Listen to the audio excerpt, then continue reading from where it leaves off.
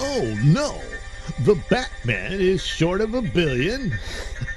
Well, it's still a hit, but it didn't make that $1 billion.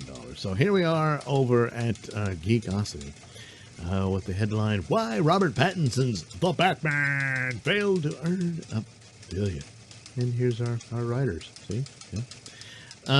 So the Batman debuts on HBO Max on April 18th. Boy, that's not far away, which is earlier than expected. Yeah, it is. The Batman won't reach the $1 billion worldwide box office, sources said, studio officials expected. Nevertheless, Robert Pattinson's initial entry, yeah, I think I meant initial entry as The Dark Knight was a hit, and it was. It's got its following, and I think it deserves a sequel. But as this big game changer and everything, I don't think so. And once again, by the rules, because, you know, those Snyder films didn't hit $1 billion, and they expected it to, and they didn't. Oh, that means you got to scrap it. No, you made some money off of this, so there's money there. You got to shorten it down, and you got to actually have a decent plot. I mean, I thought Pattinson did okay for what it was. They need to have him work on his Bruce Wayne. I mean, not another movie of emo Nirvana Bruce Wayne. You got to do that. And boy, there's a lot of mistakes there of just, it's so easy to figure out who Batman is. It just, you know, stupid stuff like that you got to clean up. And as far as Bruce Wayne not having developed the Playboy persona just yet and that sort of thing, it's okay. I guess it's okay because it is his second year. But still, this is a guy who's been training for this for years before he actually does it. So there's not a whole lot of leeway there. But the second film, yeah, he's got to be, he's got to have a haircut and clean up and be the Playboy partying guy, seemingly. When the real truth is he's Batman. That sort of thing. Yeah, it wasn't a game changer for DC. In fact, it won't reach the low budget Joker. Now, granted, the Joker, you know, it was a low budget, so the more money, there was less risk there, and so the more money you make. But the idea that it hit $1 billion, that's pretty damn good. So it's like, well, what happened? Well, it's a better movie. It's a better crafted and shot and plotted story where the Batman is weak on those points. It's strong on mood and theatrics and whatnot, but not actual story. So anyway, you'll get to watch it on HBO Max in just a few days. So the Batman raked in $736 million at the global box office from a $200 million budget. So, you know, that's good. In its opening weekend alone, the Batman already got $134 million in the box office. Critics were also not shy about commending the film with a fresh tomato meter or score. Rotten Tomatoes, 87%. So the audience score also supported it at 85%. So the audience liked it, well, a little less. Well, anyway, but still, it's all positive. So at the moment, the Batman, the movie is to beat at the box office, but Doctor Strange will probably come in and knock it off. Yeah, well, it's been there a while, so it's not like it's some big defeat or nothing. But just wasn't a $1 billion movie. So now sources reveal director Matt Reeves will need to make artistic changes for the sequel. Yes, yeah, he will. Although Robert Pattinson delivered a convincing Batman, he didn't bring in the female crowd, which is odd. The whole point of getting someone like pretty boy Robert Pattinson and having come out of the Twilight crowd, they would have thought they'd show up, but well, they didn't apparently. See, you need to involve him when they rehaul the DCEU and just go ahead and have him be the Batman of that universe, and so that way you can team him up with Jason Momoa and he can take his shirt off and the girls will show up. See, that's all you got to do. So here's the interesting bit here. Oh yeah.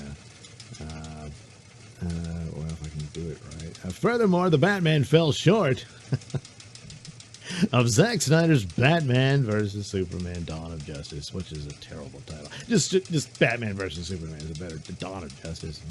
The Snyder pick earned $873.6 million worldwide. In addition, Spider-Man No Way Home proved that audiences will see a movie. Oh yeah. Also, for the pandemic excuse, you can't use that for the Batman. You just can't. but you can use it. It's too long, but that's their mistake. But this is interesting because by this metric, Batman vs. Superman failed, and so they had to rethink everything and get Joss Whedon in for Justice League and all that sort of stuff is what, caused that disaster. So, well, this is interesting. So, now, of course, this was some time ago, just for inflation, but it's not that long ago. So, it did make its money, but so did this one, but it did it less. So, well, you got to scrap Robert Pattinson. No. But that just shows the craziness of the management at the time of Warner Brothers. And it always comes back to Warner Brothers. Again, I know what Zack Snyder did to Geeks and Gamers was terrible and wrong. But you got to remain objective on these matters. And he did better than people just want to believe he did, and that's not an objective truth. So that's the deal there on that one. So there's still a success that they're going forward with the spinoffs. So you're going to have the Penguin Show and Arkham Asylum, and provided they come up with some good plots for those might be pretty good shows. But that's the deal. They're building this universe out of Batman, but he won't be a part of a DC universe. And that, I think, is a weakness. And so insiders say that hurts it too. It's just this odd thing.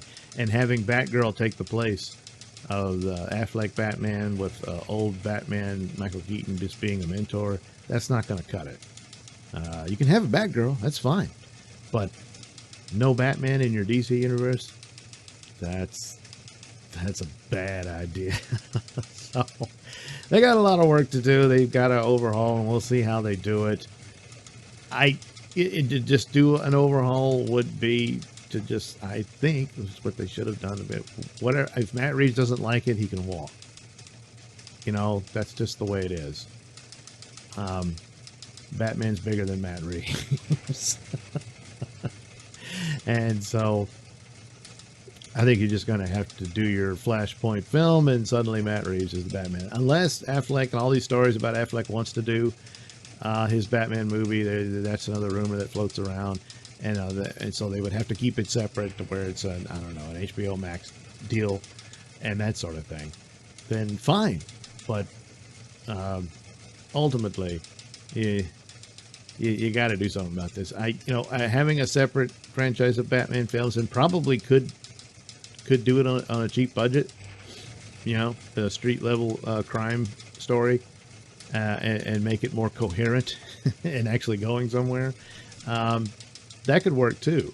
And you can have your little trilogy of Pattinson films there with another Batman story in your DC multiverse. The problem comes in, there's only so much money to go around. But if you do, and then the best Batman wins, I guess. That sort of thing. But the reason you got merged with another company is because you weren't doing so well. And again, there's only so much money to go around. To do a complete overhaul and probably recast a lot of parts, I would love to see Henry Cavill come back and do more Superman. But if they're looking for another Superman, then, well, okay. But I think that would be the more obvious and easier way to go for an overhaul. And then Pattinson he's just your Batman for going forward until he hands it off to someone else. I think that's pretty much where they're kind of forced into this position because, again, there's only so much money to go around. Multiverse could get very expensive very fast. So, But, if they do that, well, more power to them. I'm fine with their two different Batman franchises. But you got to have a Batman in your DC universe. You just got to do that. Oh, looks like it didn't work out for Walter Hamada. I wonder what happened. Oh, well. Anyway, there we are. One way or another, you're getting more Batman.